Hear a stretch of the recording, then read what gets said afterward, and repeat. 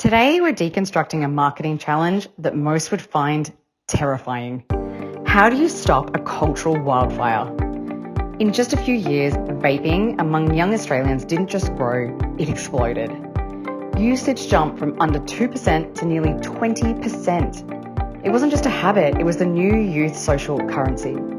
The campaign we're talking about is Every Vape is a Hit to Your Health for the Cancer Institute New South Wales.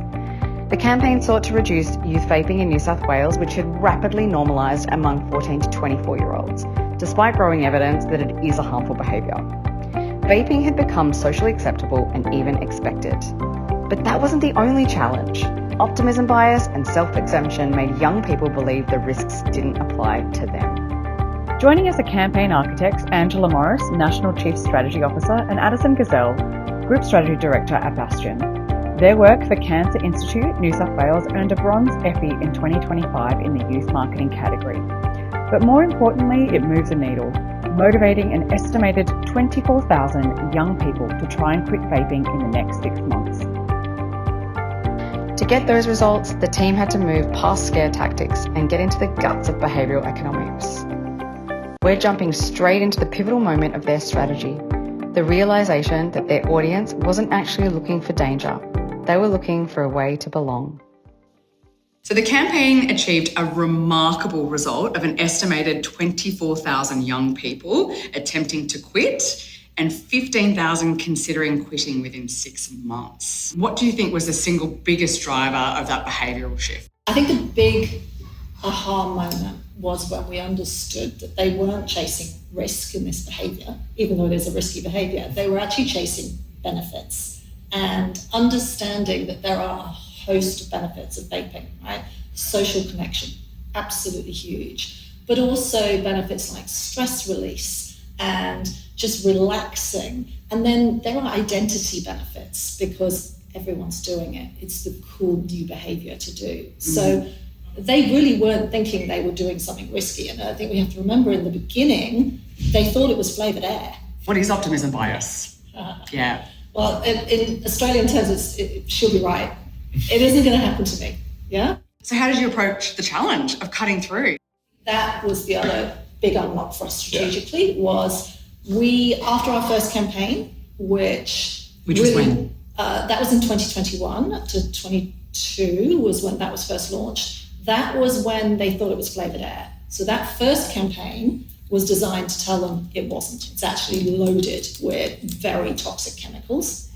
So this was the second campaign. So that ran for 3 years. That was very successful as well.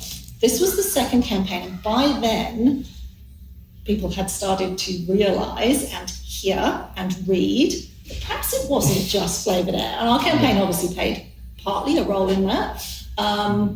So we had a very important realisation that where their head was now was very different to where it was for that campaign. And importantly, they had begun to suspect that maybe it wasn't great for their health, but they were still self-excluding. They still had optimism bias. And they were like, well, I haven't read anything confirming it. No one's proven it. So it's innocent till proven guilty.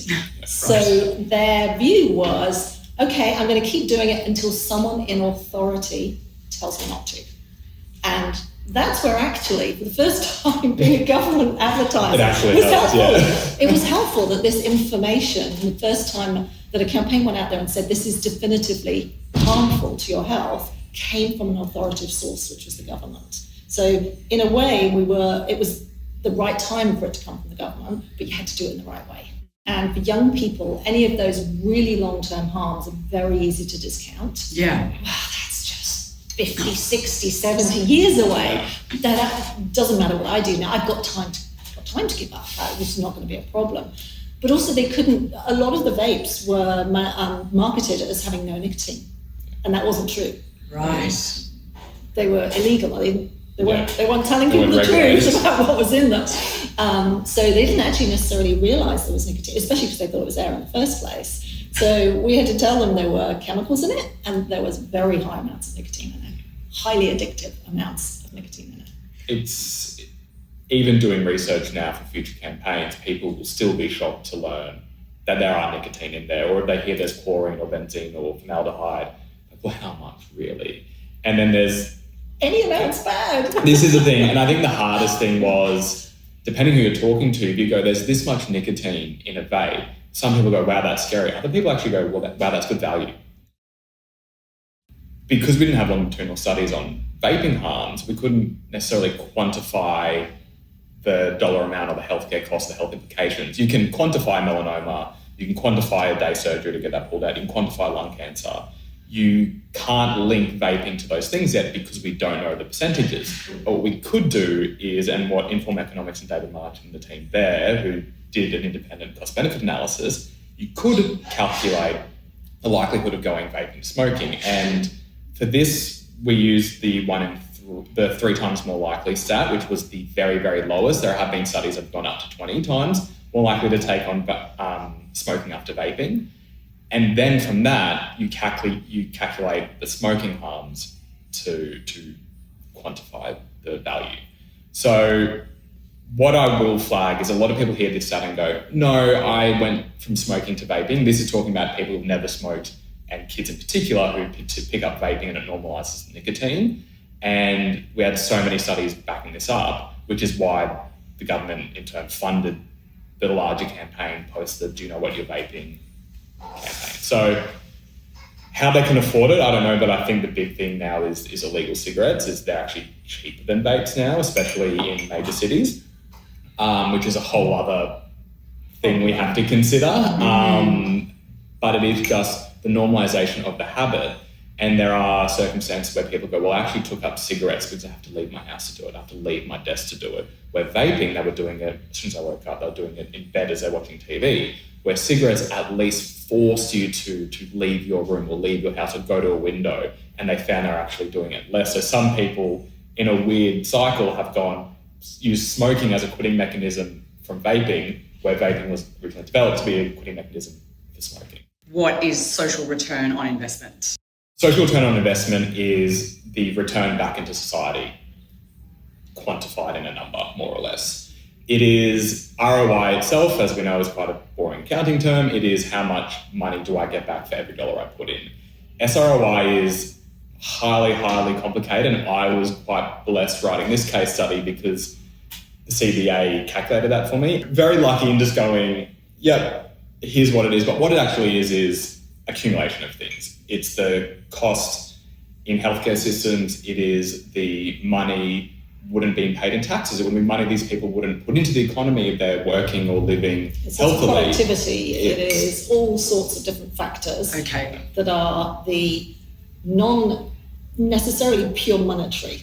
Okay, so not just the impact on the healthcare system. No, it goes beyond that. It goes working life. It's quite interesting and also melancholic to look at because you're seeing a life be quantified in numbers, but it is a highly interesting thing to read. And we are quite nerdy with this kind of stuff, but it is so interesting to see how you do it. And at the end of the day, it's a government campaign, and we're all funding this campaign through our taxes. So they need to prove why they keep spending that money for this, and it is why vaping and tobacco in particular have such a large share of the healthcare marketing budget. Is it because it has such a deep-rooted impact into a cost to society? Smoking is still the number one preventable cause of death in New South Wales, and vaping is the number one reason people get into smoking. And now, the more we can quantify vaping harms, I would not be surprised if that starts to overtake it. So what was the creative or strategic pivot or insight that allowed young people to actually listen? From a strategic point of view, it was understanding that they had now become suspicious, but they were dismissing it, and what they sought was confirmation of that. So that really led to a strategic territory around confirming harms. So that's the first time we've been able to do that, because we didn't have enough medical evidence to do that anyway. But we also had an audience that wasn't ready for it before. They thought it was flavoured air. It was too far for us to have been able to say to them, this is doing you harm, which is why we went with, actually it's not flavoured air, it's chemicals. Right now, understanding that they were suspicious and they saw authoritative confirmation allowed us to say, okay, let's start to explore, what does that confirmation look like? How can we confirm it in a way which they will accept and not reject? How can we confirm it without judging, without stigmatizing, without shaming, all of those things that you mustn't do, and in a way which is actually going to get them A, to listen, and B, to really self-reflect. Is this what I want to be doing now that I have had it confirmed?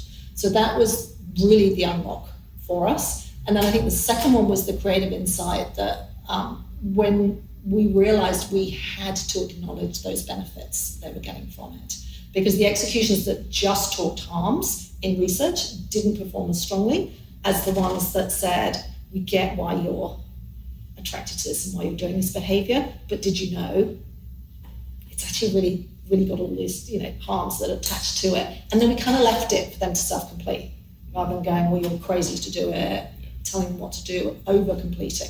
So that nuance was really important. And it's also why the CTA on that pillar is search vaping harm. It's not quit now, it's not, vaping causes lung damage, it's search, because at this point, you tell them something, then they're going to go. Yeah, it's non-judgmental confirmation of harms. The comms architecture is absolutely critical in a behaviour change campaign. Yeah. There's things like how to refuse when your mates say, do you want one? Here's what I do. And it's very personal. It's got to be authentic. It's coming from them as creators, right? And they all have different ways of doing it. It's just, but that kind of a topic, how to say no, Or when I started vaping, I would occasionally buy some, and then I decided I'll never buy them. I'll only ever have one when my mate offers it to me. And but then I realised I shouldn't be having them at all. And it's just that kind of reflecting the mindset of our target audience, and it's coming through an authentic peer-to-peer conversation. The brief was, do what your normal content is with this and bring this message to life. And I think the benefit working with CI and our internal social influencer team and the team at OMD is we very much did have final say, and because you still have to be aware of what you're communicating to the people. But I think what worked was, a lot of the times it was a joke. It was, am I really someone who vapes if I never buy a vape and I just borrow my friends? And because we know that's such a big demographic within that community, yes, you're trying to spark introspection without forcing it. And I think the content creators did a great job at that. What advice would you give on creating award-winning campaigns that are as creative as they are measurable? I think the rules of effectiveness apply, whether it is social campaigns, health, behaviour change campaigns, or others. It is about strategic rigour. It is about brilliant creativity. It's about smart media placement. It is that beautiful Venn diagram of those three. There is that mix of the evidence and talking to the individuals themselves, and also the body of literature that's attached to it. There are complex logic models that get created. There are behaviour change models that you overlay to understand health-based risk behaviours when they are illogical, which of course we're all pretty irrational. So there is that level of complexity to it that you really need to embrace and dive into to unpick it. I think creating simplicity and clarity out of that is a real necessity to actually have an effective campaign. So what did it mean for everybody involved to see this campaign recognised with an Effie Award for effectiveness in youth marketing?